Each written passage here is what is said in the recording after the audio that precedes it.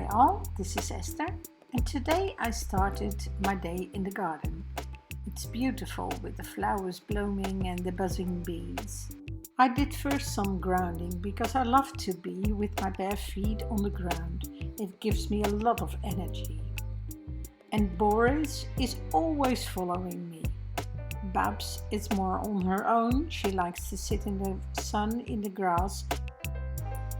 I grabbed a coffee today with a stroopwafel because it's King's Day, so I watched also a little television. That's our queen. Then I grabbed my camera and went into my office. It's both. And I made some ugly art. Well, it's the 5-minute challenge of the Ugly Art Club, so I call it ugly art. It's fun.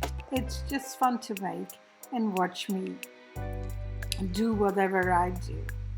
Thank you for watching because I'm really glad that you are here. And if you like it, give me a thumbs up or even follow me because I really like doing this and showing you what I do. Whatever, have a great day and see you tomorrow. Bye bye all.